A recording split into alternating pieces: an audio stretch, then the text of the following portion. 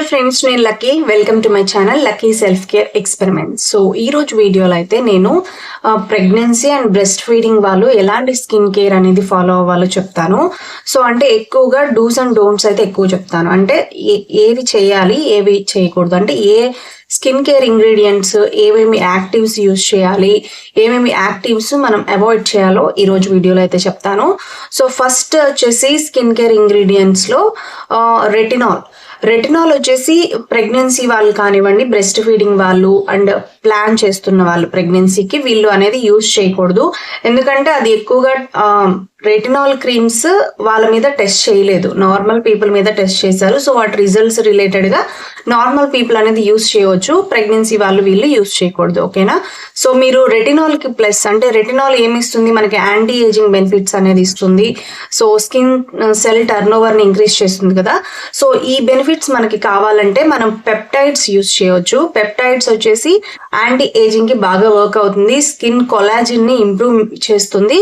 So ఆటోమేటిక్గా anti ageing benefits అనేవి peptides ద్వారా వస్తాయి.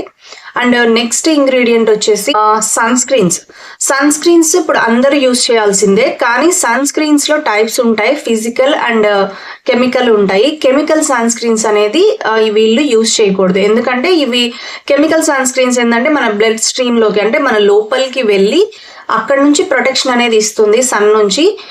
కానీ ఫిజికల్ సన్ స్క్రీన్స్ ఏంటంటే మనకి మినరల్ సన్ స్క్రీన్స్ అని ఉంటాయి, అవి బ్యారియర్ లాగా స్కిన్ పైన లేయర్ లాగా ఉండి మనకి లోపలికి సన్ రైస్ వెళ్లకుండా ప్రొటెక్షన్ అనేది ఇస్తుంది. సో ఈ ప్రెగ్నెన్సీ వాళ్ళు వీళ్ళు ఏంటంటే మినరల్ సన్ స్క్రీన్స్ యూజ్ చేయాలి. నార్మల్ వాళ్ళు కెమికల్ది యూజ్ చేయవచ్చు. ఓకేనా? అండ్ యాక్టివ్స్ లో ఎక్కువగా మనం కొంతమందికి ట్యాన్ ఉంది, లైక్ ఏమైనా డార్క్ స్పాట్స్ ఉన్నాయి, అవన్నీ ఫేడ్ అవ్వడానికి ఆల్ఫా అబిటోన్ అండ్ లికరిస్ ఎక్స్ట్రాక్ట్స్ ఉండే క్రీమ్స్ అనేది యూజ్ చేయకండి. ఒకవేళ మీకు ఆ ప్రాబ్లమ్స్ తగ్గాలి, సాల్వ్ చేసుకోవాలి అనుకుంటే మీరు ఆ వైటమిన్ సి ఉన్న ఇంగ్రీడియంట్ యూజ్ చేయవచ్చు, హల్యూరానిక్ యాసిడ్ యూజ్ చేయవచ్చు, నియాసినమైడ్ అనేది సేఫెస్ట్ ఇంగ్రీడియంట్ కింద చెప్తారు. సో ఎవరైనా వాడచ్చు. Niacinamide, vitamin C and hyaluronic acid, ఈ 3 ఇంగ్రీడియంట్స్ అనేది మీ స్కిన్ కేర్ లో యాడ్ చేసుకోవచ్చు ఒకవేళ మీరు ప్రెగ్నెన్సీ ఉన్న వాళ్ళు. అండ్ నెక్స్ట్ వచ్చేసి ఎక్స్ఫోలియేషన్ లో ఏంటంటే హై స్ట్రెంగ్త్ పీల్స్ లైక్ 30% ఇవి ఉన్న పీల్స్ ఎక్కువ యూజ్ చేయకుండా అవి ఏంటంటే కొంచెం డీపర్ గా ఎక్స్ఫోలియేషన్ చేస్తాయి కాబట్టి అవి యూజ్ చేయొద్దు. మీరు లైటర్ గా ఉండే like 5%, 6% like glycolic acid, mandelic acid, lactic acid, ఈ ఇంగ్రీడియంట్స్ ఉన్న పీల్స్ అయితే యూజ్ చేయండి. అవి ఏంటంటే మైల్డ్ గా ఎక్స్ఫోలియేషన్ చేస్తాయి అండ్ ఎక్కువ పర్సెంటేజ్ ఉండకపోవడం వల్ల డీపర్ లెవెల్ లోపలికి అనేది వెళ్లకుండా ఉంటాయి. సో మీరు ఇదైతే యూజ్ చేయవచ్చు.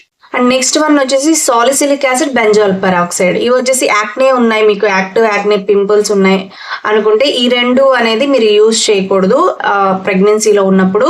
అండ్ వీటి ప్లేస్ లో మీరు అజలిక్ యాసిడ్ అనేది యూజ్ చేయొచ్చు. అజలిక్ యాసిడ్ ని సేఫెస్ట్ ఫార్మసీ క్రీమ్ గా కూడా అంటారు. ఎవరైనా యూజ్ చేయొచ్చు, ప్రెగ్నెన్సీ వాళ్ళు, బ్రెస్ట్ ఫీడింగ్ వాళ్ళు, ప్రెగ్నెన్సీ ప్లాన్ చేసే వాళ్ళు ఎవరైనా యూజ్ చేయొచ్చు. సో మీరు ఈ ఇష్యూ ఉంది అనుకున్నప్పుడు మీరు అజలిక్ యాసిడ్ యూజ్ చేయండి. సో వీటి రిలేటెడ్ గా ఉన్న అన్ని ప్రోడక్ట్ లింక్స్ అనేది నేను డిస్క్రిప్షన్ లో ఇస్తాను, మీరు ఒకసారి చెక్ చేయండి.